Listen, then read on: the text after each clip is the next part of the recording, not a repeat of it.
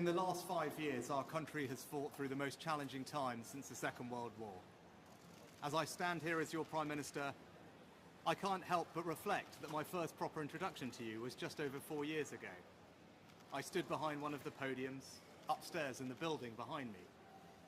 I told you that we faced a generation-defining moment and that we as a society would not be judged by some government action, but by the small acts of kindness that we showed one another.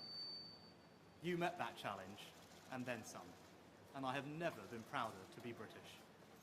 And when I introduced the furlough scheme, I did so not because I saw a country simply in need of desperate help, albeit we were, but because I saw a country whose future hung in the balance. I could be bold and trust in the tens of millions of you at home that you would rise to the moment, or I could accept the inevitable millions of job losses and pick up the pieces. In truth, it was no choice at all. I have never and will never leave the people of this country to face the darkest of days alone, and you know that because you've seen it. As I did then, I will forever do everything in my power to provide you with the strongest possible protection I can. That is my promise to you. Because for so many of us, it's easy to forget the scale of what we've been through. We were hit by a pandemic that upended normal life. Who would have thought that the government would ever tell us how many times a day we could leave our homes? Then, just as we were recovering from COVID, war returned to Europe, with Putin's invasion of Ukraine sending your energy bills spiraling. I came to office, above all, to restore economic stability. Economic stability is the bedrock of any future success, whether that is rising wages and good jobs, investment in our public services, or the defence of the country. And because of our collective sacrifice and your hard work, we have reached 2 major milestones in delivering that stability, showing that when we work together, anything is possible. Our economy is now growing faster than anyone predicted, outpacing Germany, France, and the United States. And this morning it was confirmed that inflation is back to normal. This means that the pressure on prices will ease and mortgage rates will come down. This is proof that the plan and priorities I set out are working. I recognise that it has not always been easy. Some of you will only just be starting to feel the benefits, and for some, it might still be hard when you look at your bank balance. But this hard-earned economic stability was only ever meant to be the beginning. The question now is how, and who do you trust to turn that foundation into a secure future for you, your family, and our country.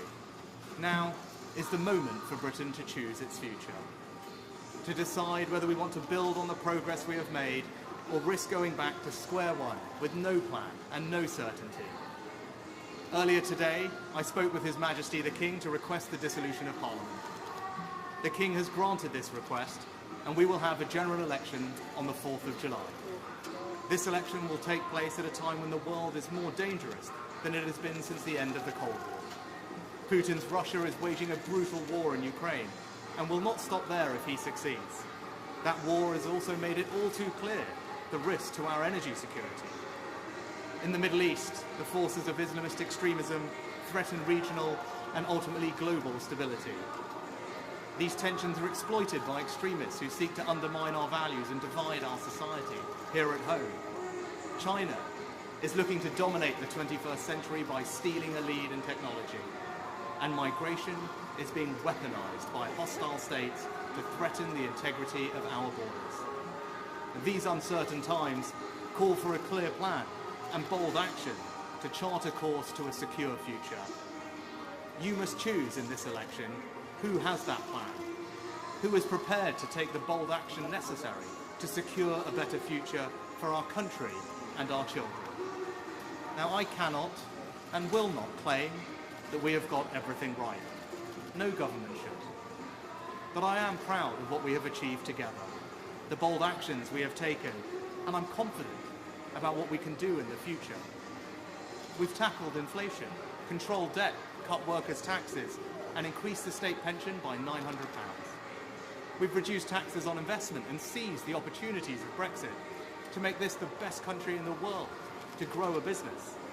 put record amounts of funding into our NHS and ensured it is now training the doctors and nurses it needs in the decades to come. We've reformed education, and our children are now the best readers in the Western world. We prioritised energy security and your family finances over environmental dogma in our approach to net zero. We fully funded an increase in defence spending to 2.5% of GDP. We made a decision to invest more in local transport that you actually use, rather than endlessly plough more money into HS2. We set out a comprehensive plan to reform our welfare system, to make it fair for those who pay for it as well as those who need it. Immigration is finally coming down, and we are stopping the boats with our Rwanda partnership. And we will ensure that the next generation grows up smoke-free. I hope that my work since I became Prime Minister shows that we have a plan and are prepared to take bold action necessary for our country to flourish.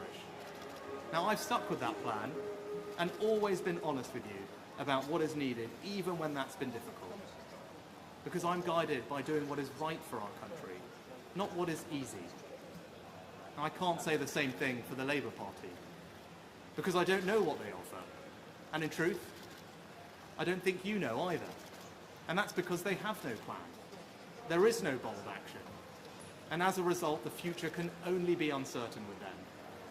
On the 5th of July, either Keir Starmer or I will be Prime Minister.